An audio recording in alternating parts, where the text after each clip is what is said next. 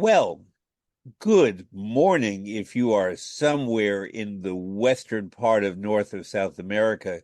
Good afternoon if you are in places like New York City or Ohio or Nebraska or who knows where else in the United States.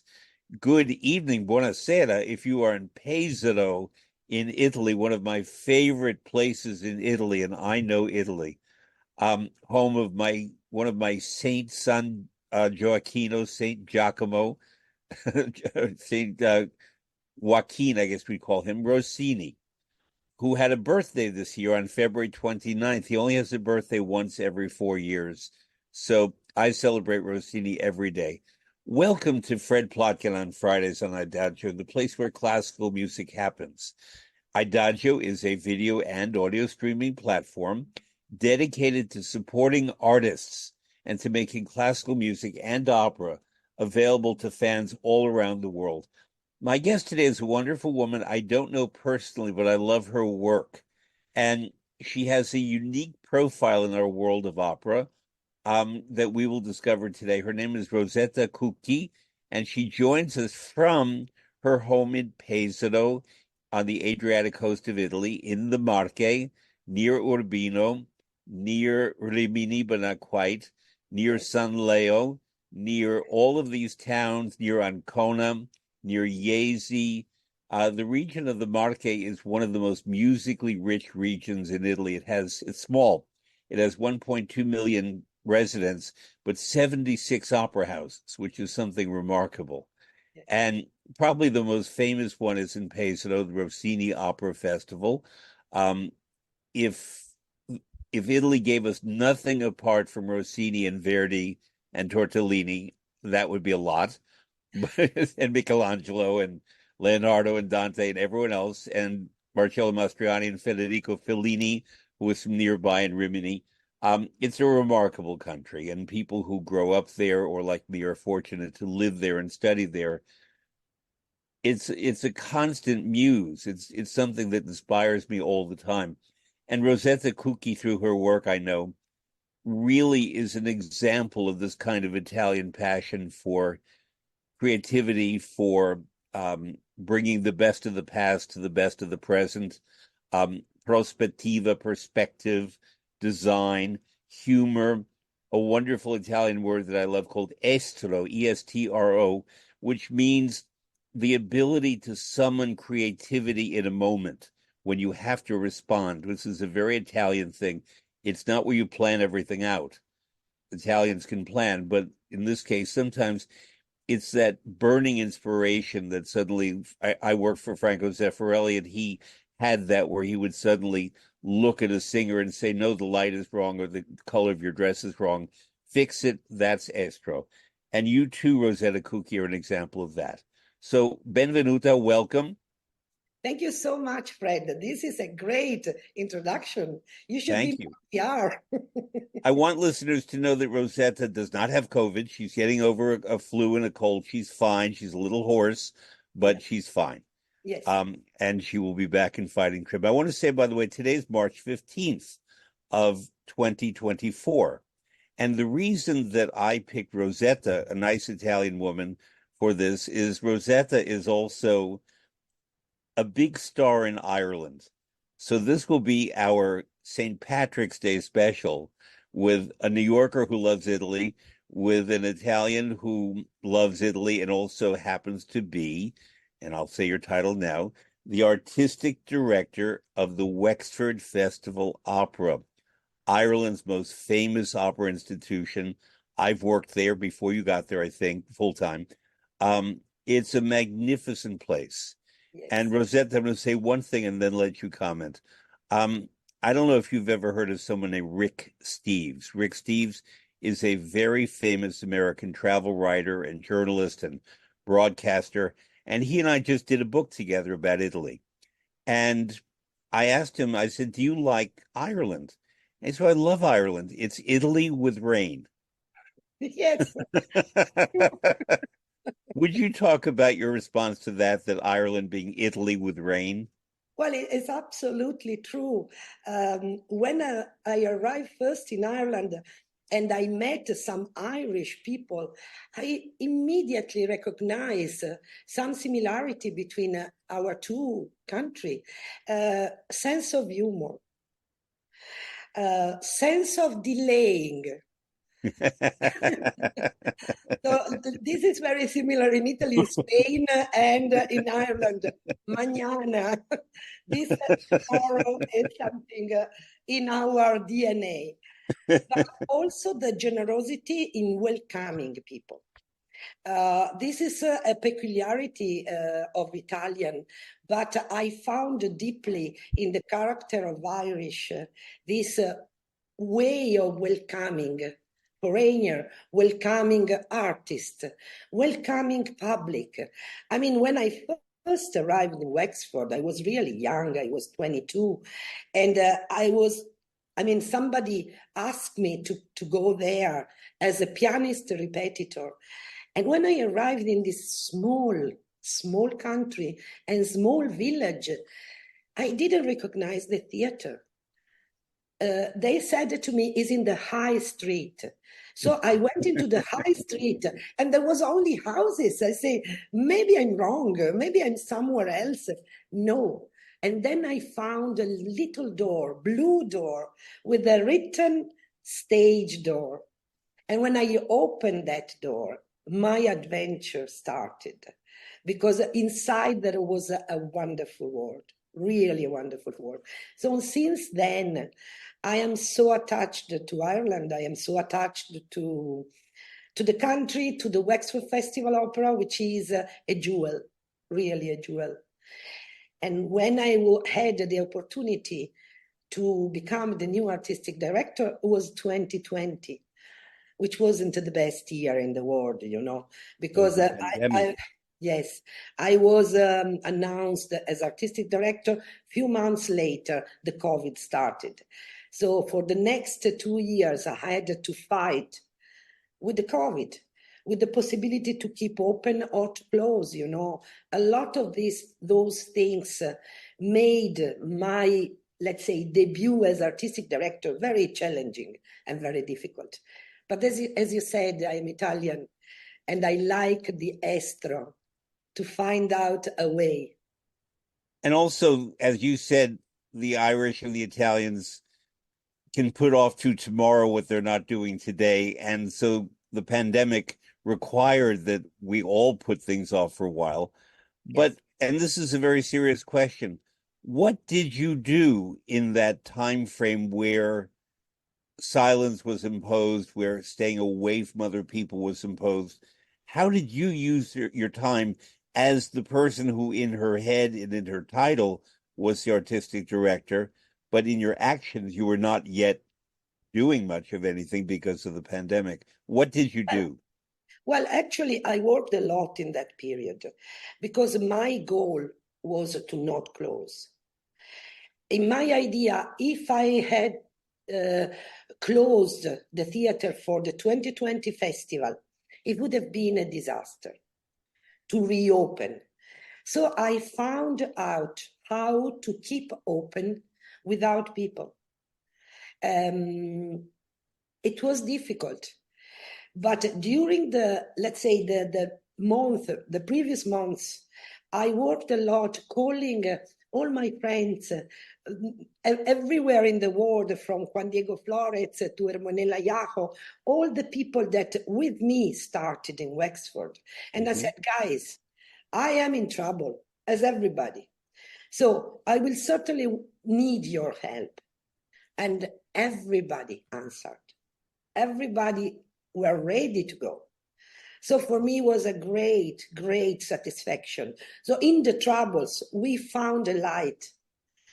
The other light was to do the wish that I had in my life, to create an academy for young singers. I wanted to call The Factory, because I like the idea that arts combines, like in an Andy Warhol factory, Mm-hmm. And I was able that year to collect 15 singers, 15 Irish singers. And those 15 Irish singers, we met together in September, like in a bubble. We were alone in the theater. And we did a lot of things. We did a Falstaff, in a series of episodes of Falstaff. We did a new commission opera. We did this concert with all the gala singers everywhere in the world. And the RTE, which is the national TV, was great because they provided to broadcast all of this. Mm-hmm. So I was able to do a festival, of course, a small festival, but something that keep alive the idea that Wexford was there. I received hundreds of mail of people that were in America, were in Brazil, everywhere, that had the possibility, especially during the lockdown, to see this, to attend to this streaming, and to, to have the joy Mm-hmm. to share with us these little things. You mentioned the RTE. The first time I've been on the RTE, which is the national broadcaster of Ireland, in Dublin, and the person who hired me described it as the RTE, which is the Irish way of saying the RTE. And I was going around Dublin looking for the RTE, which I couldn't find. um, but as you said, the humor that they have, that I think the humor help. I mean, Ireland famously has had political turmoil known as the Troubles in the 70s, but also the rebellion against England, the Civil War, going back centuries. I have taught at the Royal Irish Academy of Music, and it's called Royal because it was from the period when Ireland was under England. So every place you put your foot in Ireland, the history is there in addition to the present. The changing relationship to the Catholic Church, the fact that Ireland is a very active participant in what I still call the European Union, the EU, the common market, whatever you want to call it, and has become more integrated into Europe in a way that England, that the United Kingdom is not. So that you are a European. You're an Italian, you're an Irish woman, perhaps. Yeah. And I love how Ireland has benefited and connected to Europe and the world in a different way. Every Irish person I know in Ireland has relatives in Boston, New York, Chicago, Australia, somewhere. Oh, And although it's a small nation of 4 million people, there are Irish descended people everywhere. So well, the cult, they told me that there are 4.5 million in Ireland and 65 millions in US. yes, including our president, President Yeah, Biden, yeah, of is course. Irish American. And I don't know, sounds like a joke, but it's not. But Barack Obama, has Yeah, Irish roots in him. He has Irish DNA as well. really. Yeah. And he and his wonderful wife, Michelle, went to Dublin and ate at a place called Matt the Thresher, which Yes, is I knew a this. wonderful restaurant. And Ireland makes you feel welcome. See. It's a remarkable experience. And I'll say this, a few years ago, it was November. I was in New York. This was before the pandemic. I enjoy a very good mood, but occasionally even I can become a little depressed, whatever. And I just bought a ticket and I said, I'm flying to Ireland. It was November. The weather was bad. It was dark by 3 in the afternoon. It didn't matter. Just being with Irish people for 4 days was all I Yeah, needed. no, you're right. I agree. I agree with you. It's like this. It's like Yeah, this. it's a And I stunning thing. hope that they will keep this spirit forever. Yeah. Because So, yeah. Italy at the moment is not exactly more like this. No, it's unfortunately not. But Italy is a very large, complex nation by comparison. It has 60 Yeah, of million course. people. Of It's course. in the Mediterranean. Yeah. Um, I mean, Italy to me is my favorite country. It's very complex, but it's having a rough moment, Yes. and I wanted to improve.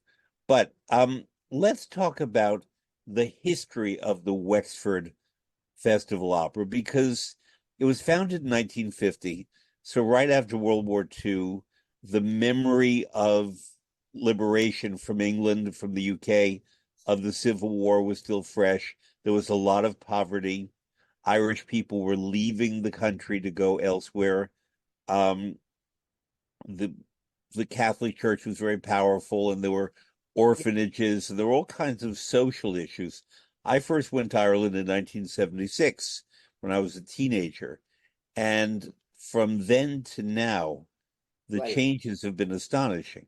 And I huge. can only imagine what 1950 was like. And yet, somebody had the idea in a country that did not really have an opera company, although it had produced a couple of singers and wonderful writers, to create, not in Dublin, not in the capital, but down the coast in this town of Wexford, um, an opera company. Would you talk about its history and its Well, Italian roots as well? well, actually, in 1951, this doctor, Tom Walsh, so it was a doctor, decided before to create this gramophone society, and then had to develop this society in an opera. So they had already the Theatre Royal, and I think I'm not sure, but I think he traveled in advance, especially in Italy. Because if I have a look to the, let's say, to the cast of the beginning in 1951, 1952, there are a lot of Italian singers.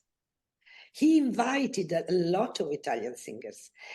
But the genius of this doctor was to create a festival in Ireland, where, as you say, the opera wasn't so popular, about rare operas, about neglected opera. They start with Balfe, the Rose of Castile. Then they performed operas like Puritani, Maria Stuarda, Lucia di Lammermoor, that at that time they weren't so popular. Mm-hmm. Not as much as now, of course. So he really wanted to create a niche that wouldn't stop just in the border of Ireland, but would become international. And this is his great goal that he achieved, actually.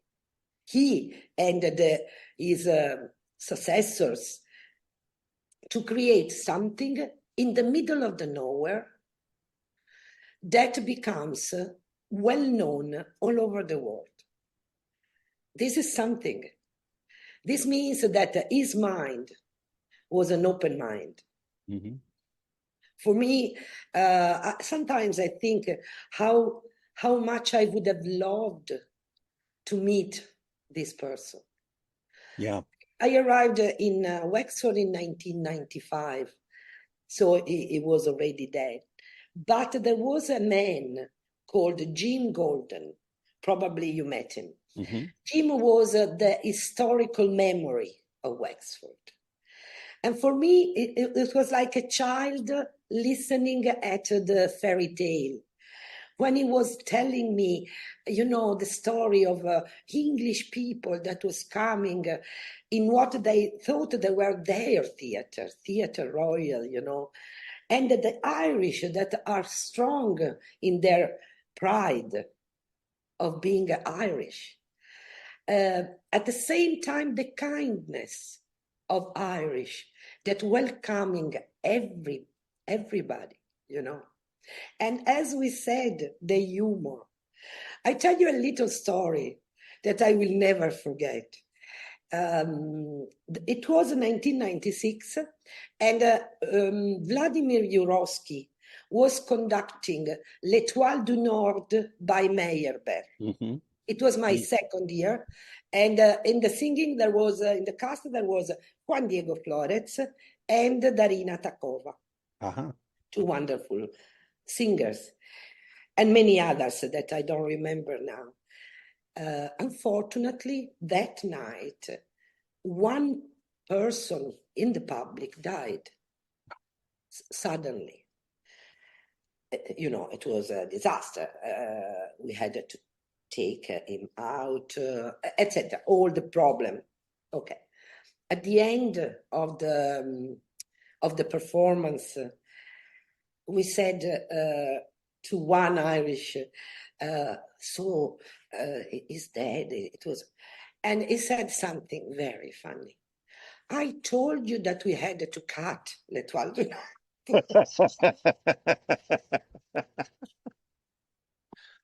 So that was so hilarious, you know.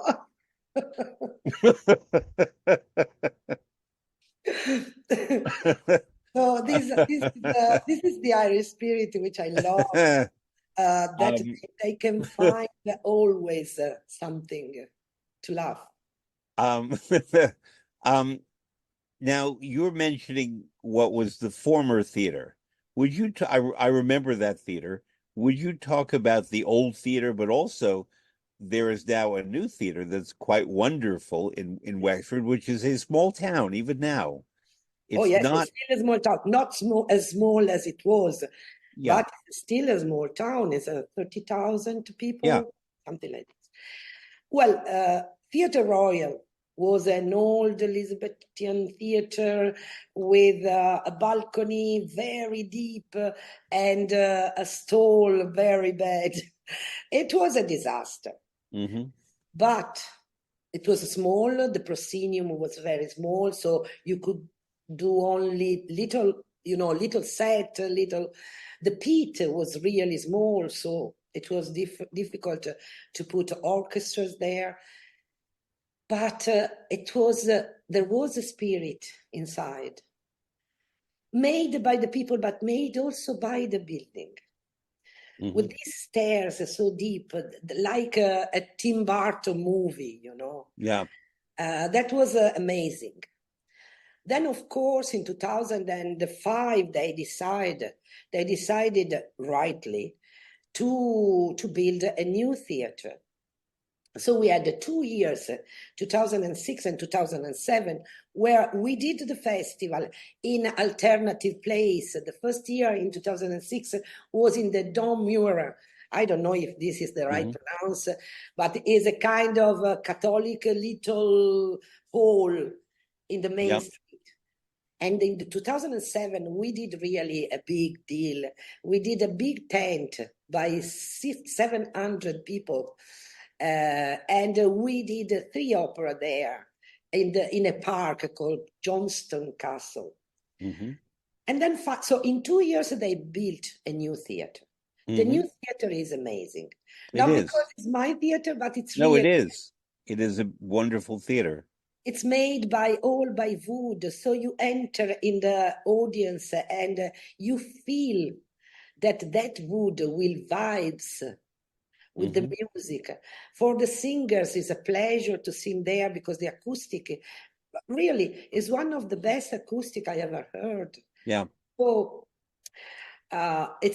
it's really a pride to have a theater like this, and to invite the singers there. You know exactly the feeling that they will have when they will come in. Yeah. Um, I want to talk about the town of Wexford because I love it. Um, it's right up against the sea, and there's a sea wall, and it's often very windy. And one time I was there and I was wearing my nice black suit and so on, and a big wave came up and just washed me and made me completely all wet. It was fine.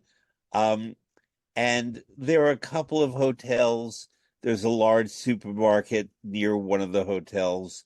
There's the high street, the main street. I had my mother there that year. This was 2016, I think. Mm. And my mother is older than she looks. Let's put it that way. And she, very beautiful woman, and she attracted a lot of attention. They thought she was a retired diva. She Wow. was not. She was not a singer, but um, and one day she just didn't feel all that well. She was fine, but she just needed the attention of a doctor. And we were taken to this lovely doctor's office, a very handsome doctor who recognized this beautiful woman. And although he had an office full of patients, he sat with her for an hour. And it was the kind of medical visit from once upon a time. And he was telling stories of his youth. He was talking about horseback riding. They were Well, talking about opera. And what my mother took away from that medical visit, that basically she was fine and he checked her pulse and her heart, but it was really about the human exchange. And that's what made her feel better. absolutely. And it's such a strong memory for me, and I think for her, in that the people there are they're very loving. They're not perfect at all.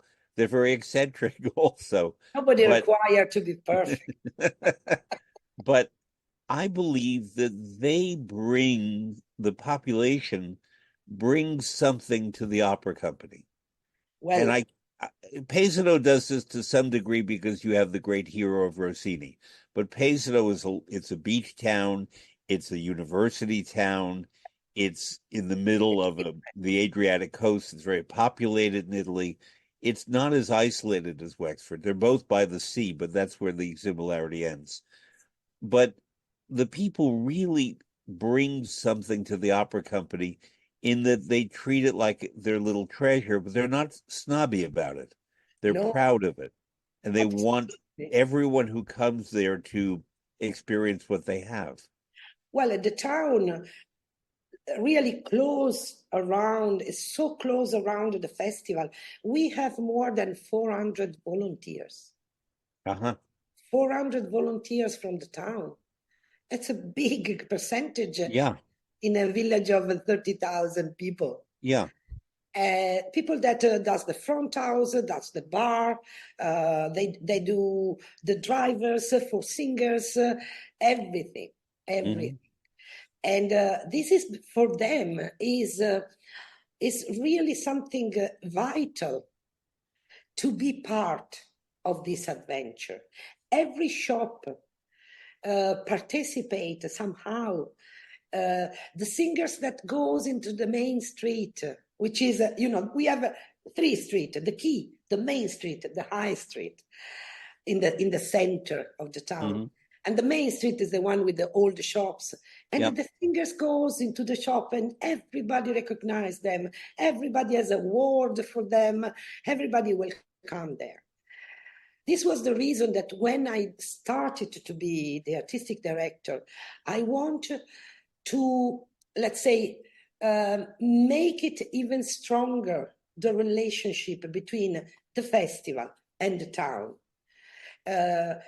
In order to give from the festival, to give back what they gave to us, So I create a couple of things.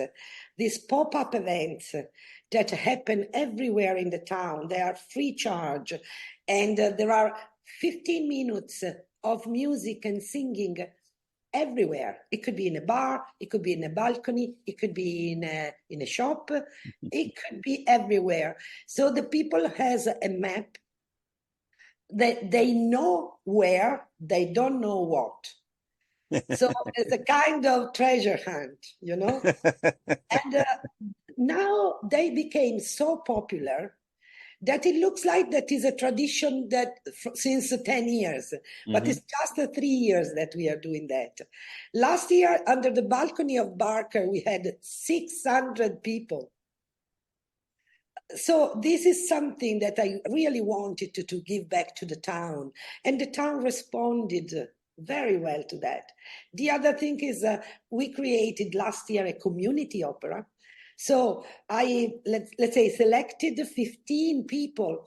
I mean, from teacher to butchers to retired people that work with me for 1 year long every month. And then we did the Giannis Kiki with them. And it was a great challenge, but a great joy to see the smile of these people, the love of these people for opera. They will never forget. So we Hmm. will do it again next year. And I want to point something out that we began to talk about. This began more than 70 years ago, and the festival continues. It is an old, not ancient, but it's an old festival.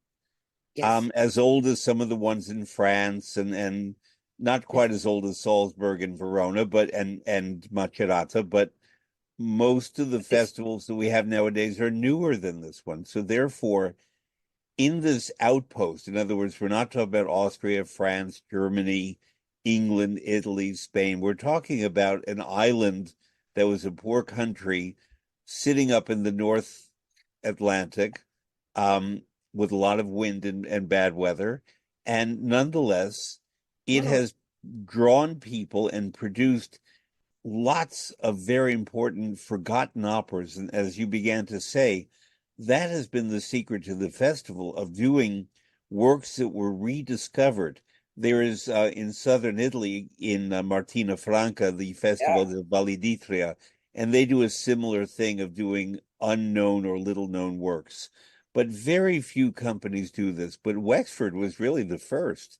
I think was the first because I've been in Martina Franca twice with two production of mine, and it's similar. It's more concentrated on the Baroque music. Hmm. Meanwhile, Wexford are really spreading his view everywhere from Yeah.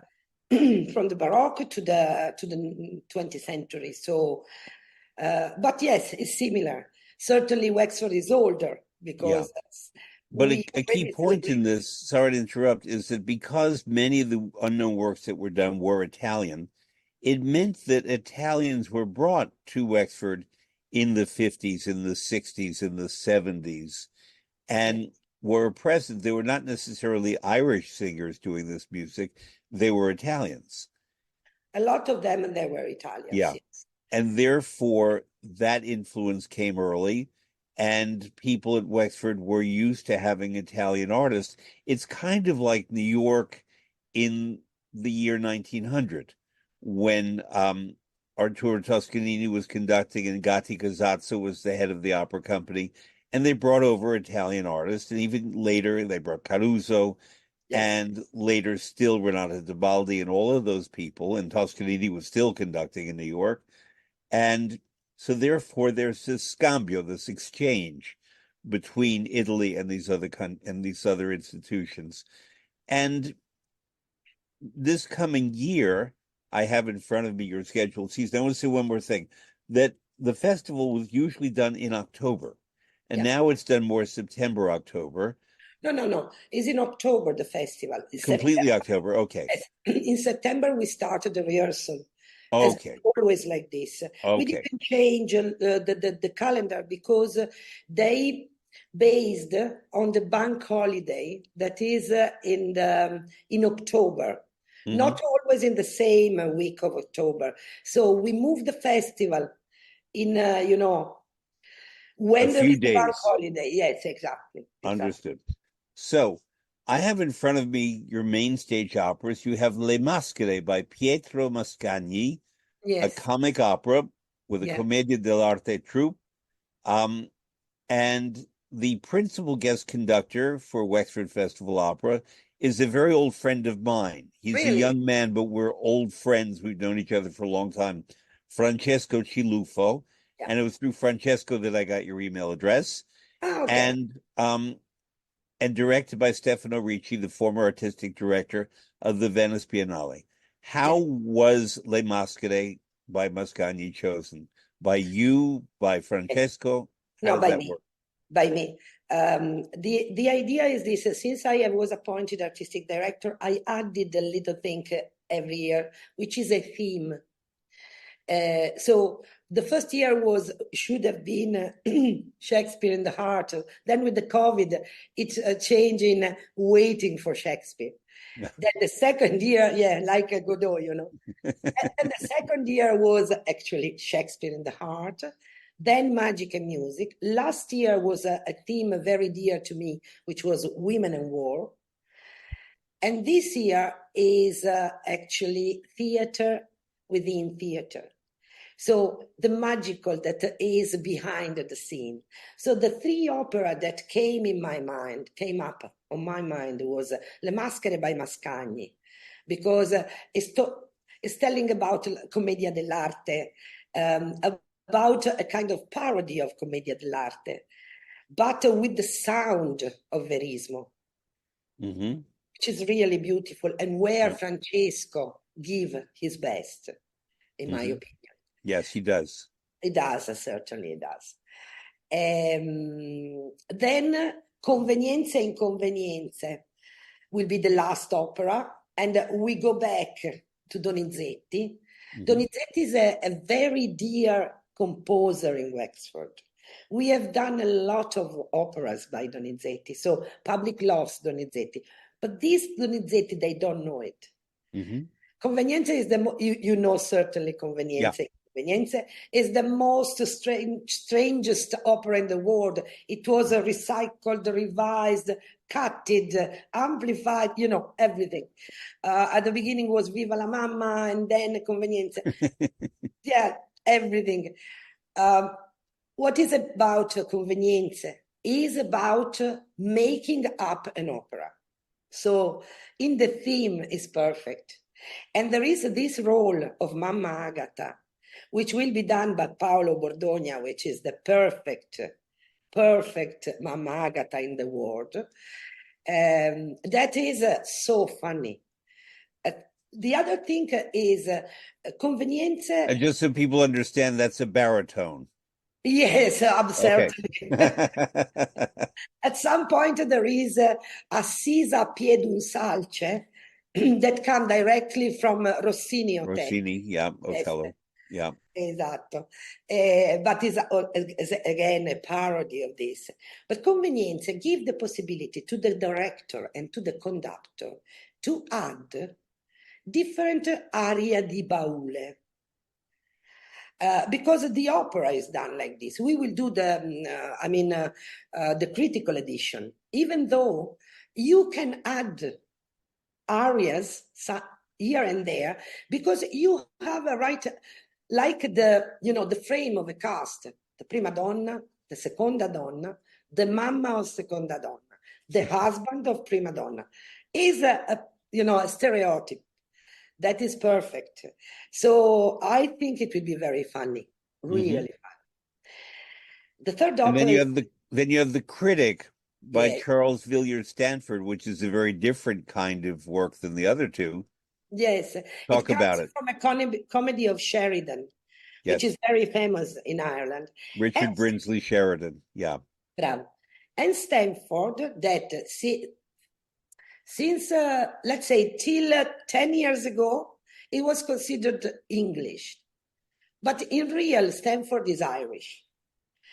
So now we did a few years ago the Veiled Prophet by Stanford in concert form.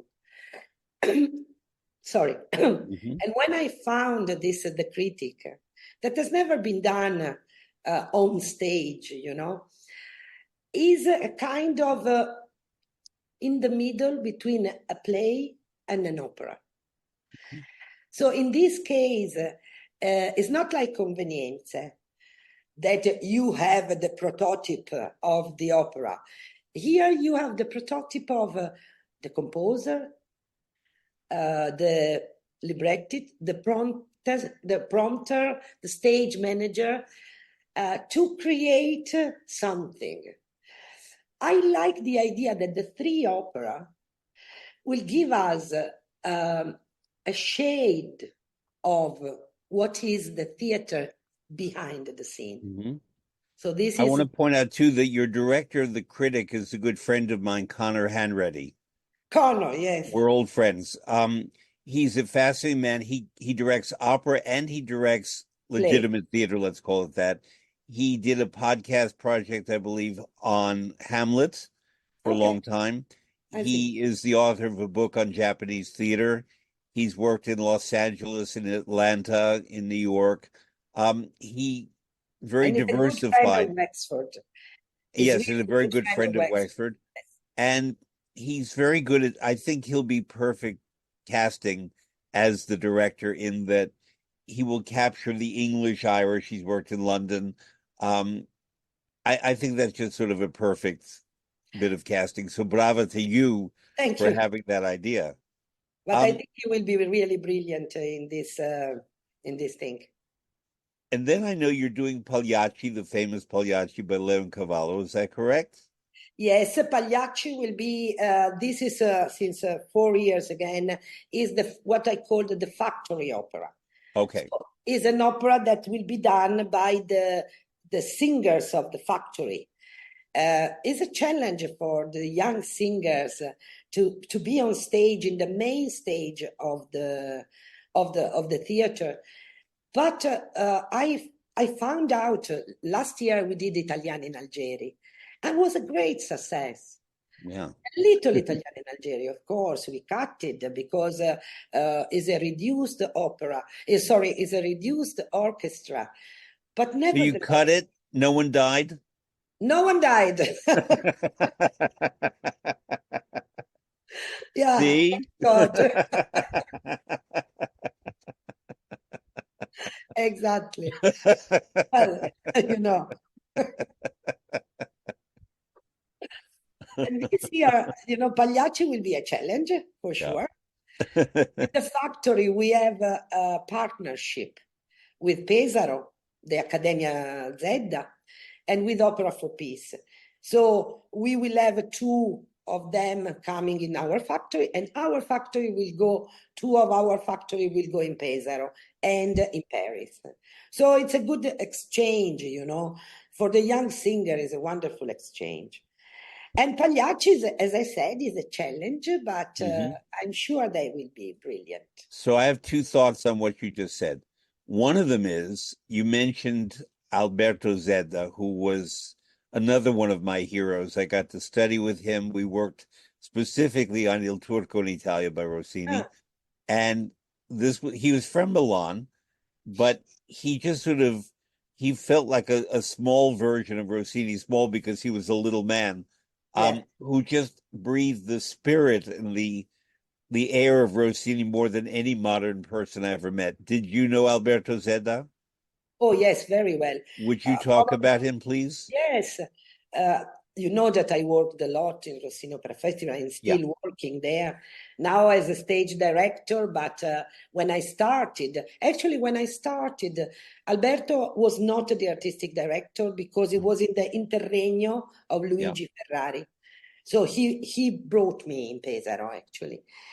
But then Alberto Zedda came back and I met him. And it was wonderful to see this small man, crazy, completely crazy, but with a huge baggage of music, culture, but not only culture, of music feeling. That Yeah, was spirit. spirit, musical spirit. Um, he was already old and he asked me to go with him. I was still working as a pianist. We went in Madrid to do Semiramide and Viaggio Reims. Mm. He was conducting one day Semiramide, one day Viaggio Reims, and he was in his 80s. Yeah. I was so amazed by this Mhm. little man that was jumping on the Yeah. podium, like crazy, and but especially when he was talking about music to the orchestras, to the singers, to us, it was Yeah, enchanting, it was. really enchanting. So that's the one thing. The other thing is, if you've not already planned this, I'm going to recommend that when you do Pagliacci, that you have a screening one night of the Fellini film La Strada. And the That I am reason for sorry, of what? the Il Cane, of I the can't see, sorry. Rossini, I'm sorry, the Fellini film La Strada with Really, Anthony Quinn and Giulietta Messina. The absolutely. reason is I knew Fellini. I was even an extra in one of his films, and I once said to him that Federico, I think that Pagliacci influenced La Strada, I'm sure. and he said to me, "Forse, maybe," and he wouldn't admit to that. And I'm not saying that it did, because he was an artistic genius. But when I teach Pagliacci, I show La Strada, and the students, even if they have no relationship to opera, come to understand this life on the road of Once Upon a Time. Yeah. In Italy, but especially provincial Italy, there were circuses, including the family Orfei, Moira Okay. Orfei. and Yes, all these other circuses. And I remember as a young man living in small towns in Italy that you would see the poster yeah, it's true. Giunge per una sola sera, coming for one night only, Circo Orfei, and you'd See, see lions and women not wearing much clothing and acrobats and muscle men and so on. And they would arrive in the town a 23 ore at 11 p.m., yeah, just like in the opera. And the first time I saw Pagliacci and they worked on a production, all I could think of was La Strada. yeah, And that film really gives an understanding not only of the humor of clowning and circus, but the also, tragedy, yes, yes, the yes, other side of that life. absolutely. And when people see Canio and they see Anthony Quinn, Yes, Zampano, Zampano, you're right, Zampano, you're right. and the and because also in the I said this to Fellini, he said forse, in the opera there's a zamponia, which is a musical instrument. It's sort of a bagpipe made of sheep from rural southern Italy, from Abruzzo and Molise in that area. Which we won't have. And yes, and therefore calling the character Zampano from the Zamponia, Zamponia, yeah, that probably. that to me is it's all they're very closely connected. So Yeah, do that, and I then want to talk to you after and ask how the public I understood will. Pagliacci differently by watching La Strada. I will for Anyway, sure. Yes, I you're know right. that you have a dinner coming up, like any good Italian. So we just have a few more minutes, but I guess I'd like to know more about you because we've never really met. How did you become interested in opera? Where did you get your training? I mean, I trained in Pesaro because there is a conservatory. So I started my conservatory school when I was 6, very young. And then I went into the university, which called DAMS in Bologna. Where Uh, I studied. see, Yeah, to yeah, study theater. yeah. So I had both of the, let's say, of the road. Hmm. I started as a pianist, and I started in Rome to be the pianist of the orchestra Rai Hmm. when I was very young. Then the orchestra Rai closed Yeah. in 1995, and I said, okay, now, and by chance, because of I really believe that the life is made by sliding doors. By chance, somebody called me saying, in Reggio Emilia, there is a Candide. They do a Candide. They need a repetitor. I never worked as a repetitor in the opera in my life before because I did symphonic music or solo. Explain, I know, but explain to the audience what a repetitor is. The repetitor is probably the most important job in the opera. Yes. Because, Yeah. yeah, I think so. I really believe this.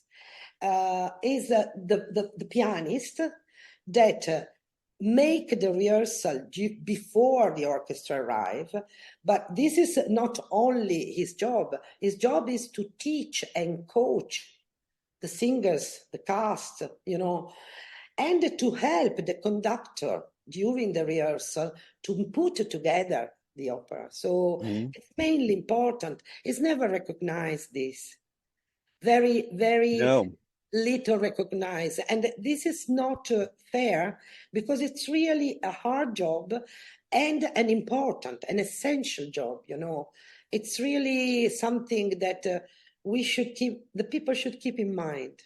Well, both George Schulte and Riccardo Muti began that way. Yeah, And absolutely. George Absolutely. Schulte, who I knew a bit, always said that that's the most important job.